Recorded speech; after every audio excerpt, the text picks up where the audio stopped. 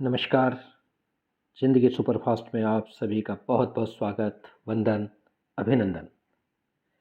तो सुनते हैं मुंशी प्रेमचंद जी की कहानी धिक्कार। अनाथ और विधवा मानी के लिए जीवन में अब रोने के सिवा दूसरा अवलंब न था। वह 5 ही वर्ष की थी जब पिता का देहांत हो गया। माता ने किसी तरह उसका पालन किया। 16 वर्ष की अवस्था में मोहल्ले वालों की मदद से उसका विवाह भी हो गया, पर साल के अंदर ही माता और पति दोनों विदा हो गए। इस विपत्ति में उसे अपने चाचा बंसीधर के सिवा और कोई ऐसा नज़र न आया जो उसे आश्रय देता। बंसीधर ने अब तक जो व्यवहार किया था उससे यह आशा न हो सकती थी कि वहाँ वह शांति के साथ रह सकेगी, पर वह सब कुछ सहने और सब करने को तैयार थी। वह गाली, झिड़की, मारपीट सब सह लेगी। कोई उस पर संदेह तो न करेगा, उस पर मिथ्या लांछन तो न लगेगा। शोहदों और लुच्चों से उसकी रक्षा होगी। बंशीधर को कुल मर्यादा की कुछ चिंता हुई। मानी की याचना को अस्वीकार न कर सके। लेकिन 2-4 महीनों में ही मानी को मालूम हो गया कि इस घर में बहुत दिनों तक उसका निवाह न होगा। वह घर का सारा काम करती, इशारों पर नाचती, सबको खुश रखने की कोशिश करती, पर न जाने क्यों चचा और चाची दोनों उससे जलते रहते। उसके आते ही महरी अलग कर दी गई। नहलाने धुलाने के लिए एक लौंडा था, उसे भी जवाब दिया गया। पर मानी ने इतना उबार होने पर भी चचा और चची से मुंह न फुलाया। चचा घुड़कियाँ जमाते, कभी चची कोसती, यहाँ तक कि उसकी चचेरी बहन ललिता भी बात बात पर उसे गालियाँ देती। घर भर में केवल उसके चचेरे भाई गोकुल को ही उससे सहानुभूति थी। उसी की बातों में कुछ आत्मीयता, कुछ स्नेह का परिचय मिलता था। वह अपनी माता का स्वभाव जानता था। अगर वह उसे समझाने की चेष्टा करता या खुल्लम खुल्ला मानी का पक्ष लेता तो मानी को एक घड़ी घर में रहना कठिन हो जाता। इसलिए उसकी सहानुभूति मानी ही को दिलासा देने तक रह जाती थी। वह कहता, बहन मुझे कहीं नौकर हो जाने दो, फिर तुम्हारे कष्टों का अंत हो जाएगा। तब देखूंगा कौन तुम्हें तिरछी आंखों से देखता है। जब तक पढ़ता हूँ तभी तक तुम्हारे बुरे दिन हैं। मानी ये स्नेह में डूबी बातें सुनकर पुलकित हो जाती और उसका रोआ रोआ गोकुल को आशीर्वाद देने लगता। आज ललिता का विवाह है। सवेरे से ही मेहमानों का आना शुरू हो गया है। गहनों की झनकार से घर गूंज रहा है। मानी भी मेहमानों को देख देख कर खुश हो रही है। उसके देह पर कोई आभूषण नहीं है और न उसे सुंदर कपड़े ही दिए गए, फिर भी उसका मुख प्रसन्न है। आधी रात हो गई थी। विवाह का मुहूर्त निकट आ गया। जनवासे से चढ़ावे की चीज़ें आई। सभी औरतें उत्सुक हो होकर उन चीज़ों को देखने लगी। ललिता को आभूषण पहनाए जाने लगे। मानी के हृदय में बड़ी इच्छा हुई कि जाकर वधू को देखे। अभी कल जो बालिका थी उसे आज वधू वेश में देखने की इच्छा न रोक सकी। वह मुस्कुराते हुए कमरे में घुसी। सहसा उसकी चाची ने झिड़क कर कहा, तुझे यहाँ किसने बुलाया था? निकल जा यहाँ से। मानी ने बड़ी बड़ी यातनाएं सही थी, पर आज की वह झिड़की उसके हृदय में बाण की तरह चुभ गई। उसका मन उसे धिक्कारने लगा। तेरे छिचोरेपन का यही पुरस्कार है। यहाँ सुहागिनों के बीच में तेरे आने की ज़रूरत क्या थी? वह खिसियाई हुई कमरे से निकली और एकांत में बैठकर रोने के लिए ऊपर जाने लगी। सहसा जीने पर उसकी इंद्रनाथ से मुठभेड़ हो गई। इंद्रनाथ गोकुल का सहपाठी और परम मित्र था। वह भी न्योते में आया हुआ था। उस वक्त गोकुल को खोजने के लिए ऊपर आया था। मानी को वह 2-1 बार देख चुका था और यह भी जानता था कि यहाँ उसके साथ बड़ा दुर्व्यवहार किया जाता है। चची की बातों की भनक उसके कानों में पड़ गई थी। मानी को ऊपर जाते देखकर वह उसके चित्त का भाव समझ गया और उसे सांत्वना देने के लिए ऊपर आया, मगर दरवाज़ा भीतर से बंद था। उसने किवाड़ की दरार से भीतर झाँका। मानी मेज के पास खड़ी रो रही थी। उसने धीरे से कहा, मानी, द्वार खोल दो। मानी उसकी आवाज़ सुनकर कोने में छिप गई और गंभीर स्वर में बोली, क्या है? इंद्रनाथ ने गदगद स्वर में कहा, तुम्हारे पैरों पड़ता हूँ मानी, खोल दो। यह स्नेह में डूबा हुआ विनय मानी के लिए अभूतपूर्व था। इस निर्दय संसार में कोई अगर ऐसी विनती भी कर सकता है, इसकी उसने स्वप्न में भी कल्पना न की थी। मानी ने कांपते हुए हाथों से द्वार खोला। इंद्रनाथ झपट कर कमरे में घुसा। देखा कि छत के पंखे के कड़े से एक रस्सी लटक रही है। उसका हृदय कांप उठा। उसने तुरंत जेब से चाकू निकाला और रस्सी काट दी और बोला, क्या करने जा रही थी मानी? जानती हो इस अपराध का क्या दंड है? मानी ने गर्दन झुकाकर कहा, इस दंड से कोई और दंड कठोर हो सकता है क्या? जिसकी सूरत से लोगों को घृणा हो, उसे मरने पर भी अगर कठोर दंड दिया जाए तो मैं यही कहूँगी कि ईश्वर के दरबार में न्याय नाम की चीज़ है ही नहीं। तुम मेरी दशा का अनुभव नहीं कर सकते। इंद्रनाथ की आंखें सजल हो गईं। मानी की बातों में कितना कठोर सत्य भरा हुआ था। बोला, सदा ये दिन नहीं रहेंगे मानी। अगर तुम यह समझ रही हो कि संसार में तुम्हारा कोई नहीं, तो यह तुम्हारा भ्रम है। संसार में कम से कम एक मनुष्य ऐसा है जिसे तुम्हारे प्राण अपने प्राणों से भी प्यारे हैं। सहसा गोकुल आता हुआ दिखाई दिया। मानी कमरे से निकल गई। इंद्रनाथ के शब्दों ने उसके मन में एक तूफान उठा दिया। उसका क्या आशय है, यह उसकी समझ में न आया। फिर भी आज उसे अपना जीवन सार्थक मालूम हो रहा था। उसके अंधकारमय जीवन में एक प्रकाश का उदय हो गया। इंद्रनाथ को वहाँ बैठे और मानी को कमरे से जाते देखकर गोकुल को खटक गया। उसकी त्योरियां बदल गई। कठोर स्वर में बोला, तुम यहाँ कब आए? इंद्रनाथ ने अविचलित भाव से कहा, तुम्ही को खोजता हुआ यहाँ आया था। तुम यहाँ न मिले तो नीचे लौट जा रहा था। अगर मैं चला गया होता तो इस वक्त तुम्हें यह कमरा बंद मिलता और पंखे के कड़े से एक लाश लटकती हुई नजर आती। गोकुल ने समझा यह अपने अपराध को छिपाने के लिए कोई बहाना निकाल रहा है। तीव्र कंठ से बोला, तुम यह विश्वासघात करोगे, मुझे ऐसी आशा न थी। इंद्रनाथ का चेहरा लाल हो गया। वह आवेश में आकर खड़ा हो गया और बोला, न मुझे यह आशा थी कि तुम मुझ पर इतना बड़ा लांछन रख दोगे। मुझे न मालूम था कि तुम मेरे इतने नीच और कुटिल समझते हो। मानी तुम्हारे लिए तिरस्कार की वस्तु हो सकती है, मेरे लिए वह श्रद्धा की वस्तु है और सदैव रहेंगी। मुझे तुम्हारे सामने अपनी सफाई देने की आवश्यकता नहीं है, लेकिन मानी मेरे लिए उससे कहीं पवित्र है जितनी तुम समझते हो। मैं नहीं चाहता था कि इस वक्त तुमसे ये बात कहूँ। इसके लिए और अनुकूल परिस्थितियों की राह देख रहा था, लेकिन मामला आ पड़ने पर कहना ही पड़ गया। मैं यह तो जानता था कि मानी का तुम्हारे घर में कोई आदर नहीं, लेकिन तुम लोग उसे इतना नीच और त्याज्य समझते हो, यह आज तुम्हारी माताजी की बातें सुनकर मालूम हुआ। केवल इतनी सी बात के लिए वह चढ़ावे के गहने देखने चली गई थी। तुम्हारी माताजी ने उसे इस बुरी तरह झिड़का जैसे कोई कुत्ते को भी न झिड़केगा। तुम कहोगे, इसे मैं क्या करूं? मैं कर ही क्या सकता हूं? जिस घर में एक अनाथ स्त्री पर इतना अत्याचार हो, उस घर का पानी पीना भी हराम है।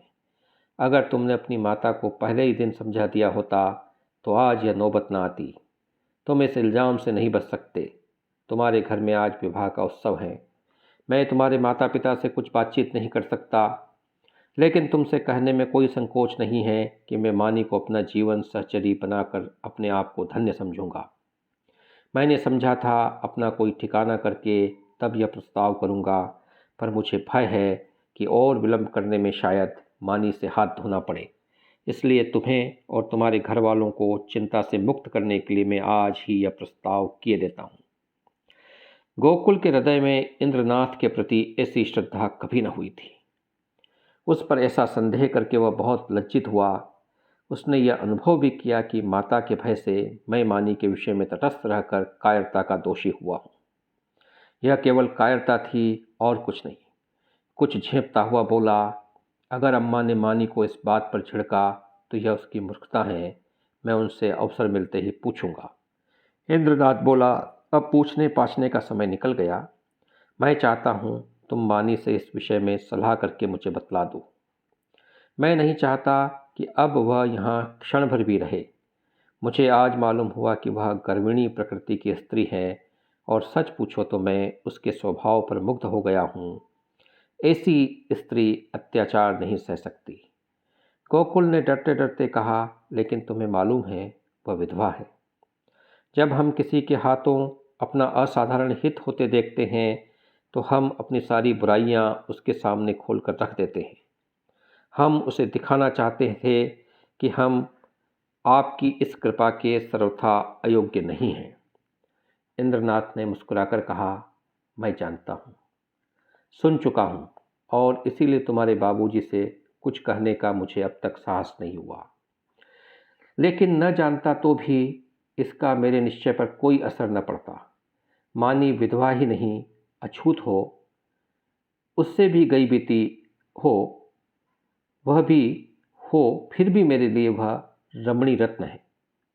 हम छोटे मोटे कामों के लिए तजर्बेकार आदमी खोजते हैं, मगर जिसके साथ हमें जीवन यात्रा करनी है उसमें तजर्बे का होना ऐब समझते हैं।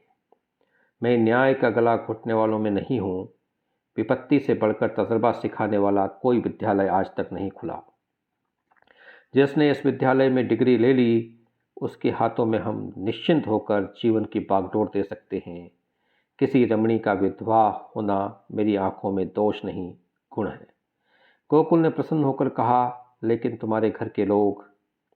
इंद्रनाथ ने दृढ़ता से कहा, मैं अपने घर वालों को इतना मूर्ख नहीं समझता कि इस विषय में आपत्ति करे। लेकिन वे आपत्ति करे तो भी मैं अपनी किस्मत अपने हाथ से ही लिखना पसंद करता हूँ। मेरे बड़ों को मुझ पर अनेकों अधिकार हैं। बहुत सी बातों में मैं उनकी इच्छा को कानून समझता हूँ, लेकिन जिस बात को मैं अपनी आत्मा के विकास के लिए शुभ समझता हूँ उसमें मैं किसी से दबना नहीं चाहता। मैं इस गर्व का आनंद उठाना चाहता हूँ कि मैं स्वयं अपने जीवन का निर्माता हूँ। गोकुल ने कुछ शंकित होकर कहा, और अगर मानी न मंजूर करे तो? इंद्रनाथ को यह शंका बिल्कुल निर्मूल जान पड़ी। बोली, तुम इस समय बच्चों की सी बातें कर रहे हो गोकुल। यह मानी हुई बात है कि मानी आसानी से मंजूर न करेगी। वह इस घर में ठोकरें खाएगी, छिड़कियां सहेगी, गालियां सुनेगी, पर इसी घर में रहेगी। युगों के संस्कारों को मिटा देना आसान नहीं है, लेकिन हमें उसको राजी करना पड़ेगा। उसके मन में संचित संस्कारों को निकालना पड़ेगा। मैं विधवाओं के पुनर्विवाह के पक्ष में नहीं हूँ। मेरा ख्याल है कि पतिव्रत का यह अलौकिक आदर्श संसार का अमूल्य रत्न है और हमें बहुत सोच समझ कर ही इस पर आघात करना चाहिए। लेकिन मानी के विषय में वह बात ही नहीं उठती। प्रेम और भक्ति नाम से नहीं, व्यक्ति से होती है।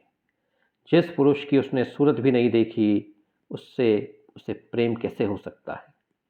केवल रस्म की बात है। इस आडंबर की, इस दिखावे की हमें परवाह न करनी चाहिए। देखो, शायद तुम्हें कोई बुला रहा है, मैं भी चलता हूँ। 2-3 दिन में फिर मिलूँगा, मगर ऐसा न हो कि तुम संकोच में पड़कर सोचते विचारते रह जाओ और दिन निकलते चले जाएं। गोकुल ने उससे गले में हाथ डालकर कहा, मैं परसों खुद ही आऊँगा। बारात विदा हो गई थी। मेहमान भी रुखसत हो गए थे। रात के 9 बज गए थे।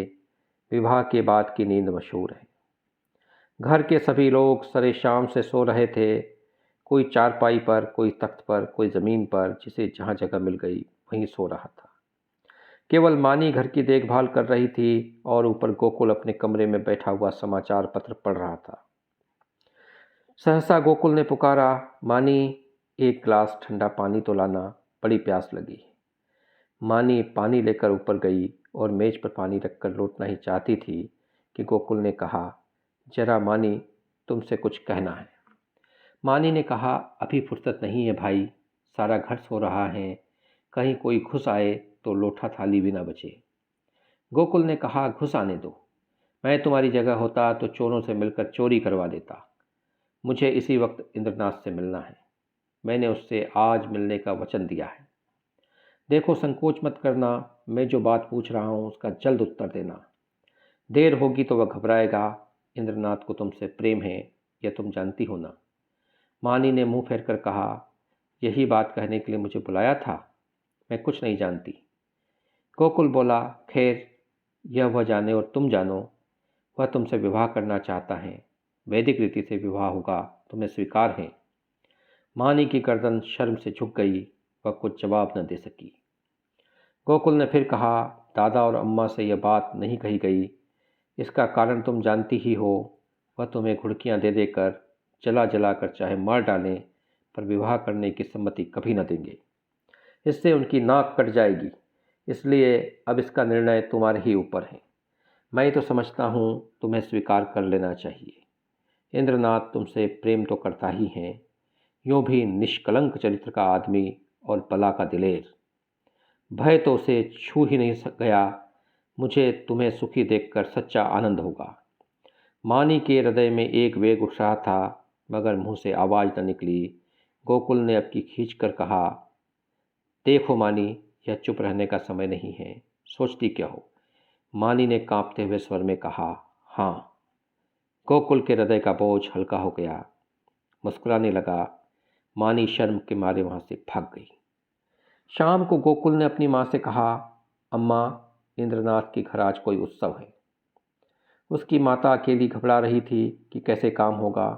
मैंने कहा, मानी को भेज दूंगा, तुम्हारी आज्ञा हो तो मानी को पहुंचा दूं, कल परसों तक चली आएगी।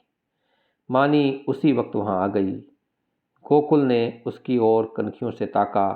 मानी लज्जा से गड़ गई। भागने का रास्ता न मिला। माँ ने कहा, मुझसे क्या पूछते हो?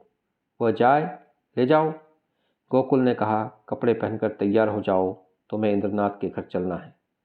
मानी ने आपत्ति की, मेरा जी अच्छा नहीं है, मैं न जाऊंगी। गोकुल की माँ ने कहा, चली क्यों नहीं जाती? क्या वहाँ कोई पहाड़ खोदना है? मानी एक सफ़ेद साड़ी पहनकर तांगे में बैठी तो उसका हृदय कांप रहा था और बार बार आंखों में आंसू भर आते थे। उसका हृदय बैठा जाता था, मानो नदी में डूबने जा रही हो। तांगा कुछ देर निकल गया तो उसने गोकुल से कहा, भैया, मेरा जी न जाने कैसा हो रहा है, लौट चलो, तुम्हारे पैर पड़ती हूँ। गोकुल ने कहा, तू पागल है, वहाँ सब लोग तेरी राह देख रहे हैं और तू कहती है लौट चलो। मानी बोली, मेरा मन कहता है कोई अनिष्ट होने वाला है। गोकुल और मेरा कहता है तू रानी बनने जा रही है। मानी, 10-5 दिन ठहर क्यों नहीं जाती? कह देना मानी बीमार है। गोकुल बोला, पागलों किसी बातें न करो मानी, लोग कितना हंसेंगे भैया। गोकुल बोला, मैं शुभ कार्य में किसी की परवाह नहीं करता। मानी बोली, अम्मा तुम्हें घर में घुसने न देगी, मेरे कारण तुम्हें भी झिड़कियाँ मिलेगी। तब गोकुल ने उत्तर दिया, मुझे इसकी कोई परवाह नहीं है, उनकी तो यह आदत ही है। तांगा पहुंच गया। इंद्रनाथ की माता विचारशील महिला थी। उन्होंने आकर वधू को उतारा और भीतर ले गई। गोकुल यहाँ से घर चला तो 11 बज रहे थे। एक ओर तो शुभ कार्य को पूरा करने का आनंद था, दूसरी ओर भय था कि कल मानी न जाएगी तो लोगों को क्या जवाब दूंगा। उसने निश्चय किया, चलकर साफ साफ कह दूं, छिपाना व्यर्थ है। आज नहीं तो कल, कल नहीं तो परसों, सब कुछ कहना ही पड़ेगा। आज ही क्यों न कह दूं। यह निश्चय करके वह घर में दाखिल हुआ। माता ने किवाड़ खोलते हुए कहा, इतनी रात तक क्या करने लगे? उसे भी क्यों न लेते आए? कल सवेरे चौका बर्तन कौन करेगा? गोकुल ने सिर झुकाकर कहा, वह तो अब शायद लौटकर न आवे अम्मा, उसके वहीं रहने का प्रबंध हो गया है। माता ने आंख फाड़कर कहा, क्या बकता है? भला वो वहाँ कैसे रहेगी? गोकुल, इंद्रनाथ से उसका विवाह हो गया है। माता मानो आकाश से गिर पड़ी। उन्हें कुछ सुध न रही कि मेरे मुंह से क्या निकल रहा। कुलांगार, फड़वा, हरामजादा और न जाने क्या क्या कहा। यहाँ तक कि गोकुल का धैर्य चरम सीमा का उल्लंघन कर गया। उसका मुंह लाल हो गया, त्योरियां चढ़ गई। बोला, अम्मा बस करो, अब मुझसे इससे ज़्यादा सुनने का सामर्थ्य नहीं है। अगर मैंने कोई अनुचित कर्म किया होता तो आपकी जूतियाँ खाकर भी सिर न उठाता, मगर मैंने कोई अनुचित कर्म नहीं किया। मैंने वही किया जो ऐसी दशा में मेरा कर्तव्य था और जो हर एक भले आदमी को करना चाहिए। तुम मूर्ख हो, तुम्हें कुछ नहीं मालूम कि समय की क्या प्रगति है। इसलिए अब तक मैंने धैर्य के साथ तुम्हारी गालियाँ सुनी। तुमने और मुझे दुख के साथ कहना पड़ रहा है कि पिताजी ने भी मानी के जीवन को नारकी बना रखा था। तुमने उसे ऐसी ऐसी ताड़नाएं दी जो कोई अपने शत्रु को भी न देगा। इसलिए न कि वह तुम्हारी आश्रित थी, इसलिए क्योंकि वह अनाथिनी है। अब वह तुम्हारी गालियाँ खाने ना आवेगी। जिस दिन तुम्हारे घर विवाह का उत्सव हो रहा था, तुम्हारे ही एक कठोर वाक्य से आहत होकर वह आत्महत्या करने जा रही थी। इंद्रनाथ उस समय ऊपर न पहुंच जाता तो आज हम, तुम और सारा घर हवालात में बैठे होते। माता ने आंखें मटकाकर कहा, आहा, कितने सपूत बेटे हो तुम कि सारे घर को संकट से बचा लिया। क्यों न हो, अभी बहन की बारी है। कुछ दिन में मुझे ले जाकर किसी के गले बांध आना, फिर तुम्हारी चांदी हो जाएगी। यह रोजगार सबसे अच्छा है। पढ़ लिख कर क्या करोगे? गोकुल मर्म वेदना से तिलमिला उठा, व्यथित कंठ से बोला, ईश्वर न करे कि कोई बालक तुम जैसी माता के गर्भ से जन्म ले। तुम्हारा मुंह देखना भी पाप है। यह कहता हुआ वह घर से निकल पड़ा और उन्मत्तों की तरह एक तरफ चल खड़ा हुआ। जोर के झोंके चल रहे थे, पर उसे ऐसा मालूम हो रहा था कि सांस लेने के लिए हवा नहीं है। 1 सप्ताह बीत गया, पर गोकुल का कहीं पता नहीं। इंद्रनाथ को बम्बई में एक जगह मिल गई। वह वहाँ चला गया। वहाँ रहने का प्रबंध करके अपनी माता को ताड़ देगा और तब सास और बहू वहाँ चली जाएंगी। बंशीधर को पहले संदेह हुआ कि गोकुल इंद्रनाथ के घर में छिपा होगा, पर जब वो वहाँ पता न चला तो उन्होंने सारे शहर में खोज पोछ शुरू की। जितने मिलने वाले मित्र स्नेही संबंधी थे सभी के घर गए, पर सब जगह से साफ जवाब पाया।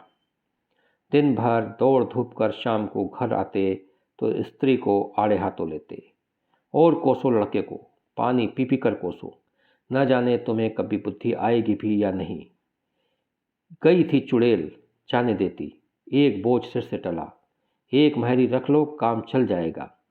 जब वह न थी तो घर क्या भूखे मरता था। विधवाओं के पुनर्विवाह चारों ओर तो हो रहे हैं। यह कोई अनहोनी बात नहीं है। हमारे वश की बात होती तो इन विधवा विवाह के पक्षपातियों को देश से निकाल देते, शाप देकर जला देते, लेकिन यह हमारे वश की बात नहीं है। फिर तुमसे इतना भी न हो सका कि मुझसे तो पूछ लेती, मैं जो उचित समझता करता। क्या तुमने यह समझा था कि मैं दफ्तर से लौट कर आऊँगा ही नहीं, वहीं मेरी अंत्येष्टि हो जाएगी? बस लड़के पर टूट पड़ी। अब रो, खूब दिल खोल कर रो। संध्या हो गई थी। वंशीधर स्त्री को फटकारे सुनाकर द्वार पर उद्वेग की दशा में टहल रहे थे। रह रहकर मानी पर क्रोध आता था। इसी राक्षसी के कारण मेरे घर का सर्वनाश हुआ। न जाने किस बुरी साइज से आई कि घर को मिटाकर छोड़ा। वह न आई होती तो आज यह दिन न देखना पड़ता। कितना होनहार, कितना प्रतिभाशाली लड़का था, न जाने कहाँ गया। एकाएक एक बुढ़िया उनके समीप आई और बोली, बाबू साहब, यह खत लाई हूँ, ले लीजिए। बंशीधर ने लपक कर बुढ़िया के हाथ से पत्र ले लिया। उनकी छाती आशा से धक धक करने लगी। गोकुल ने शायद यह पत्र लिखा होगा। अंधेरे में कुछ न सोचा, पूछा, कहाँ से लाई हो? बुढ़िया ने कहा, वही जो बाबू हुसैनगंज में रहते हैं, जो बम्बई में नौकर हैं, उन्हीं की बहू ने भेजा है। बंशीधर ने कमरे में जाकर लैंप जलाया और पत्र पढ़ने लगे। मानी का खत था। लिखा था, पूज्य चाचा जी, अभागिन मानी का प्रणाम स्वीकार कीजिए। मुझे यह सुनकर अत्यंत दुख हुआ कि गोकुल भैया कहीं चले गए और अब तक उनका पता नहीं है। मैं ही इसका कारण हूँ। यह कलंक मेरे ही मुख पर लगना था, वह भी लग गया। मेरे कारण आपको इतना शोक हुआ, इसका मुझे बहुत दुख है, मगर भैया आवेंगे अवश्य, इसका मुझे विश्वास है। मैं इसी 9 बजे वाली गाड़ी से बम्बई जा रही हूँ। मुझसे जो कुछ अपराध हुए हैं उन्हें क्षमा कीजिएगा और चाची से मेरा प्रणाम कहिएगा। मेरी ईश्वर से यही प्रार्थना है कि गोकुल भैया सकुशल घर लौट आवे। ईश्वर की इच्छा हुई तो भैया का विवाह में आपके चरणों के दर्शन करूंगी। बंशीधर ने पत्र को फाड़कर पुर्जे पुर्जे कर डाला। घड़ी में देखा तो 8 बज रहे थे। तुरंत कपड़े पहने सड़क पर आकर एक्का किया और स्टेशन चल दिए। मुंबई मेल प्लेटफार्म पर खड़ा था। मुसाफिरों में भगदड़ मची हुई थी। खोंचे वालों की चीख पुकार से कान में पड़ी आवाज़ न सुनाई देती। गाड़ी छूटने में थोड़ी ही देर थी। मानी और उसकी सास एक जनाने कमरे में बैठी हुई थी। मानी सजल नेत्रों से सामने ताक रही थी। अतीत चाहे दुखद ही क्यों न हो, उनकी स्मृतियाँ मधुर होती थी। मानी आज उन बुरे दिनों को स्मरण करके सुखी हो रही थी। गोकुल से अब न जाने कब भेंट होगी। चाचा जी आ जाते तो उनके दर्शन कर लेती। कभी कभी बिगड़ते थे तो क्या, उनके भले ही के लिए तो डांटते थे। वो आवेंगे नहीं, अब तो गाड़ी छूटने में थोड़ी ही देर है, कैसे आवे, समाज में हलचल न मच जाएगी। भगवान की इच्छा होगी तो अब के जब यहाँ आऊँगी तो ज़रूर उनके दर्शन करूँगी। एकाएक उसने लाला वंशीधर को आते देखा। वह गाड़ी से निकलकर बाहर खड़ी हो गई और चाचा जी की ओर बढ़ी। उनके चरणों पर गिरना चाहती थी कि वह पीछे हट गए और आंख निकालकर बोले, मुझे मत छू, दूर रह भागिन कहीं की। मुंह में कालिख लगाकर मुझे पत्र लिखती है, तुझे मौत भी नहीं आती। तूने मेरे कुल का सर्वनाश कर दिया, आज तक गोकुल का पता नहीं है। तेरे ही कारण वह घर से निकला और तू अभी तक मेरी छाती पर मूंग दलने को बैठी है। तेरे लिए क्या गंगा में पानी नहीं है। मैं तुझे ऐसी उल्टा, ऐसी हरजाई समझता जो पहले दिन ही तेरा गला घोट देता। अब मुझे अपनी भक्ति दिखलाने चली है। तुझ जैसी पापिष्टाओं का मरना ही अच्छा है, पृथ्वी का बोझ कम हो जाएगा। प्लेटफार्म पर सैकड़ों आदमियों की भीड़ लग गई और बंशीधर निर्लज्ज भाव से गालियों की बौछार कर रहे थे। किसी को समझ में न आता था क्या माजरा है, पर मन में सब लाला को धिक्कार रहे थे। मानी पाषाण मूर्ति के समान खड़ी थी, मानो वहीं जम गई हो। उसका सारा अभिमान चूर चूर हो गया। ऐसा जी चाहता था धरती फट जाए और मैं समा जाऊं। कोई वज्र गिराकर उसके जीवन, अधम जीवन का अंत कर दे। इतने आदमियों के सामने उसका पानी उतर गया। उसकी आंखों से आंसू की एक बूंद भी न निकली। हृदय में आंसू न थे। उसकी जगह एक दावानल सा दहक रहा था, जो मानो वेग से मस्तिष्क की ओर बढ़ता जाता है। संसार में कौन जीवन इतना अघम होगा। सास ने पुकारा, बहू अंदर आ जाओ। गाड़ी चली तो माता ने कहा, ऐसा बेशर्म आदमी मैंने नहीं देखा। मुझे तो ऐसा क्रोध आ रहा था कि उसका मुंह नोच लूं। मानी ने सिर ऊपर न उठाया। माता फिर बोली, न जाने इन सड़ियलों को कब बुद्धि आएगी। अब तो मरने के दिन भी आ गए। पूछो तेरा लड़का भाग गया तो हम क्या करें। अगर ऐसे पापी न होते तो यह वज्र ही क्यों गिरता। मानी ने फिर भी मुंह न खोला। शायद उसे कुछ सुनाई न देता था। शायद उसे अपने अस्तित्व का ज्ञान भी न था। वह टकटकी लगाए खिड़की की ओर ताक रही थी। उस अंधकार में उसे न जाने क्या सूझ रहा था। कानपुर आया। माता ने पूछा, बेटी कुछ खाएगी? थोड़ी सी मिठाई खा लो, 10 कब के बज गए हैं। मानी ने कहा, अभी तो भूख नहीं है अम्मा, फिर खा लूँगी।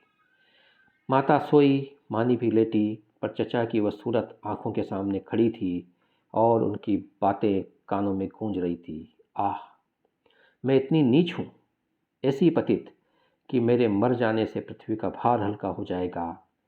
क्या कहा था, तू अपना माँ बाप की बेटी है तो फिर मुँह मत दिखाना। न दिखाऊंगी।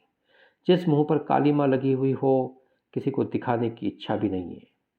गाड़ी अंधकार को चीरती हुई चली जा रही थी। मानी ने अपना ट्रंक खोला, अपने आभूषण निकालकर उसमें रख दिए। फिर इंद्रनाथ का चित्र निकालकर उसे देर तक देखती रही। उसकी आंखों में गर्व की एक झलक सी दिखाई दी। उसने तस्वीर रख दी और आप ही आप, नहीं नहीं, मैं तुम्हारे जीवन को कलंकित नहीं कर सकती। तुम देवतुल्य हो, तुमने मुझ पर दया की है। मैं अपने पूर्व संस्कारों का प्रायश्चित कर रही थी। तुमने मुझे उठाकर हृदय से लगा लिया, लेकिन मैं तुम्हें कलंकित न करूँगी। तुम्हें मुझसे प्रेम है। तुम मेरे लिए अनादर, अपमान, निंदा सब सह लोगे, पर मैं तुम्हारे जीवन का भार न बनूंगी। गाड़ी अंधकार को चीरती चली जा रही थी। मानी आकाश की ओर इतनी देर तक देखती रही कि सारे तारे अदृश्य हो गए और अंधकार में उसे अपनी माता का स्वरूप दिखाई दिया। ऐसा उज्ज्वल, ऐसा प्रत्यक्ष कि उसने चौंक कर आंखें बंद कर ली। फिर कमरे के अंदर देखा, माताजी सो रही थी। न जाने कितनी रात गुजर चुकी थी। दरवाज़ा खुलने की आहट से माताजी की आंख खुल गई। गाड़ी तेजी से चली जा रही थी, मगर बहू का पता न था। वह आंखें मलकर उठी बैठी और पुकारा, बहू बहू। कोई जवाब न मिला। उनका हृदय धक धक करने लगा। ऊपर के बर्थ पर नज़र डाली, पेशाब खाने में देखा, बेंचों के नीचे देखा, बहू कहीं न थी। तब वह द्वार पर आकर खड़ी हो गई। शंका हुई, ये द्वार किसने खोला? कोई गाड़ी में तो नहीं आया? उनका जी घबराने लगा। उन्होंने किवाड़ बंद कर दिए और ज़ोर ज़ोर से रोने लगी। किससे पूछी? डाक गाड़ी अब न जाने कितनी देर में रुकेगी। कहती थी, बहू मर्दानी गाड़ी में बैठो। पर मेरा कहना न माना। कहने लगी, अम्मा जी आपको सोने की तकलीफ़ होगी, यहीं आराम दे गई। सहसा उसे खतरे की जंजीर याद आई। उसने ज़ोर ज़ोर से कई बार जंजीर खींची। कई मिनट के बाद गाड़ी रुकी। गार्ड आया। पड़ोस के कमरे से 2-4 आदमी और भी आए। फिर लोगों ने सारा कमरा तलाश किया। नीचे तख्ते को ध्यान से देखा। रक्त का कोई चिन्ह था। असबाब की जांच की। बिस्तर, संदूक, संदूकची, बर्तन सब मौजूद थे। ताले भी सबके बंद थे। कोई चीज़ गायब न थी। अगर बाहर से कोई आदमी आता तो चलती गाड़ी से जाता कहाँ? एक स्त्री को लेकर गाड़ी से कूद जाना असंभव था। सब लोग इन लक्षणों से इस नतीजे पर पहुँचे कि मानी द्वार खोलकर बाहर झांकने लगी होगी और मुठिया हाथ से छूट जाने के कारण गिर पड़ी होगी। गार्ड भला आदमी था। उसने नीचे उतरकर 1 मील तक सड़क के दोनों तरफ तलाश किया। मानी का कोई निशान न मिला। रात को इससे ज़्यादा और क्या किया जा सकता था? माताजी को कुछ लोग आग्रहपूर्वक एक मर्दाने डिब्बे में ले गए। यह निश्चय हुआ कि माताजी अगले स्टेशन पर उतर पड़े और सवेरे इधर उधर दूर तक देखभाल की जाए। विपत्ति में हम परमुखापेक्षी हो जाते हैं। माताजी कभी इसका मुंह देखती, कभी उसका। उसकी याचना से भरी हुई आंखें मानो सबसे कह रही थी, कोई मेरी बच्ची को खोज क्यों नहीं लाता? हाय, अभी तो बेचारी की चुंदरी भी नहीं मेली हुई। कैसे कैसे साधों और अरमानों से भरी पति के पास जा रही थी। कोई उस दुष्ट बंशीधर से जाकर कहता क्यों नहीं, ले तेरी मनोभिलाषा पूरी हो गई, जो तू चाहता था वह पूरा हो गया, क्या अब भी तेरी छाती नहीं जुड़ती? वृद्धा बेटी रो रही थी और गाड़ी अंधकार को चीरती चली गई। रविवार का दिन था। संध्या के समय इंद्रनाथ 2-3 मित्रों के साथ अपने घर की छत पर बैठा हुआ था। आपस में हास परिहास हो रहा था। मानी का आगमन इस परिहास का विषय था। एक मित्र बोले, क्यों इंद्र, तुमने तो वैवाहिक जीवन का कुछ अनुभव किया है, हमें क्या सलाह देते हो? बनाए कहीं घोंसला या यूं ही डालियों पर बैठे बैठे दिन काटे। पत्र पत्रिकाओं को देखकर तो यही मालूम होता है कि वैवाहिक जीवन और नरक में कुछ थोड़ा ही अंतर है। इंद्रनाथ ने मुस्कुराकर कहा, यह तो तकदीर का खेल है भाई, 16 आनो तकदीर का।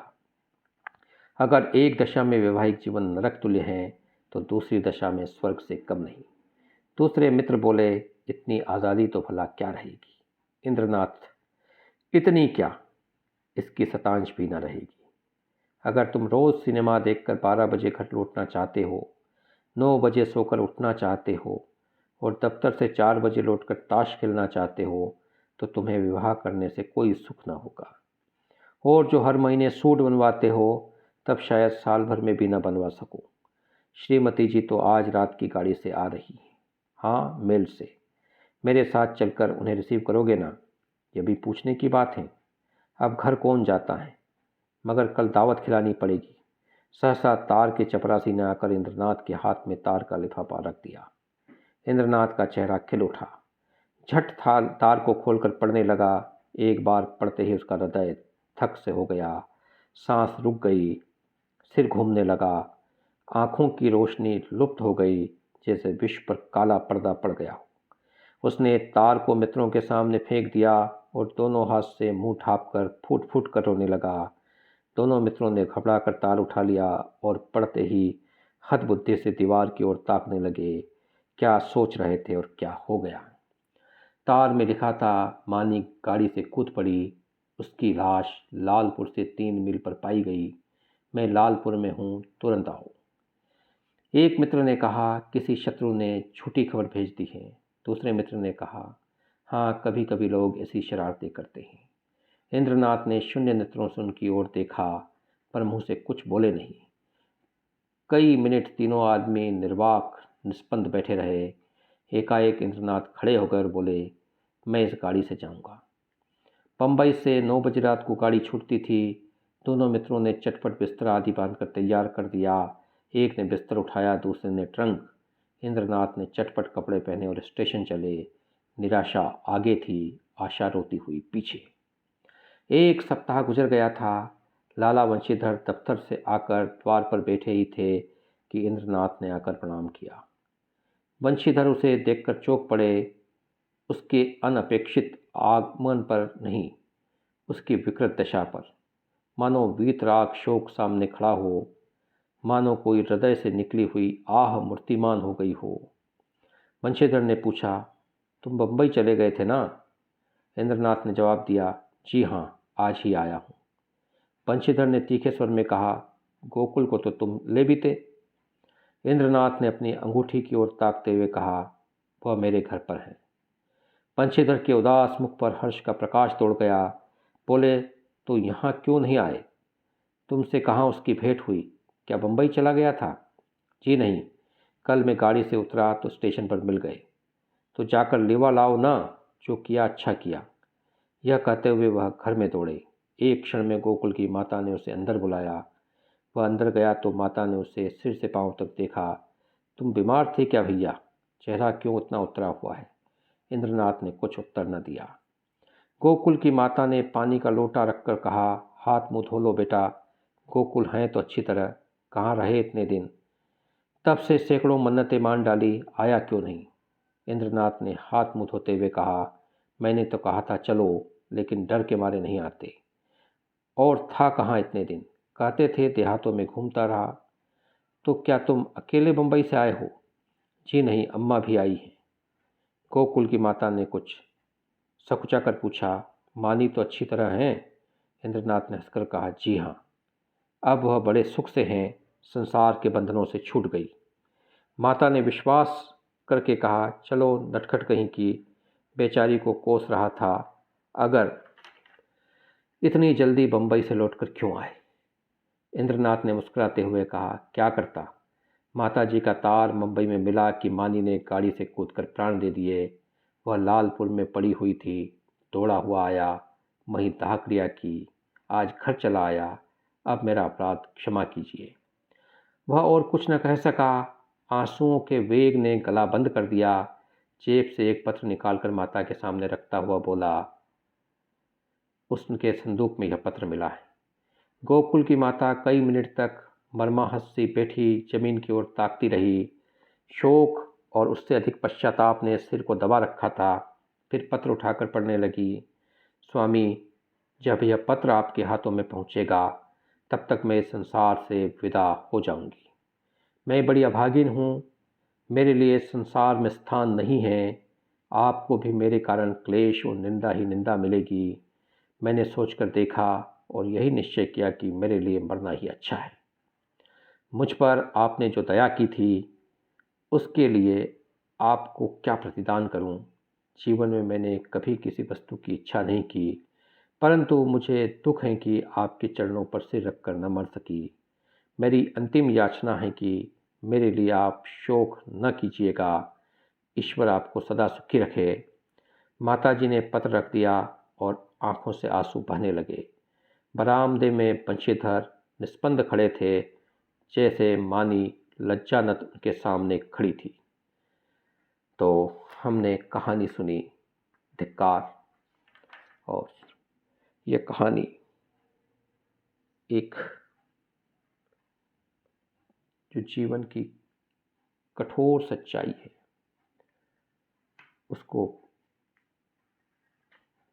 हमारे सामने रखती है, और मानी नाम के चरित्र के माध्यम से जो समाज अनाथ और विधवाओं के साथ जिस प्रकार का व्यवहार करता है, और ये व्यवहार भी उसके अपने परिजन करते हैं, सगे संबंधी करते हैं, और उसमें उनका अपना स्वार्थ छिपा होता है, तो वे दो तरीके से उसका दोहन करते हैं, उसे प्रताड़ित करते हैं, दुर्व्यवहार करते हैं, और जब कुछ उसका अच्छा होने लगता है तो उनके छाती पर सिर, उनकी छाती पर सांप लौटने लगते हैं, जैसा हमने देखा।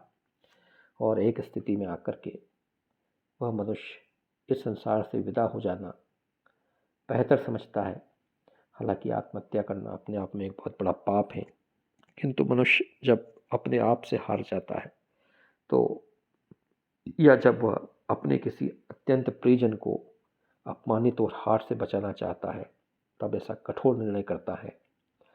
तो हमने इस कहानी को सुना, और इस कहानी को सुनने के दौरान लगभग 40 मिनट इस सफ़र में आप हम सफ़र रहे। तो इसके लिए आप सभी का बहुत बहुत धन्यवाद। एक निवेदन कि यदि आपने चैनल को सब्सक्राइब नहीं किया है तो कृपया करें, और साथियों को भी सलाह दें, हिंदी प्रेमियों को, कि वे इसे सब्सक्राइब करें। तो एक बार पुनः आप सभी का बहुत बहुत धन्यवाद। प्रणाम।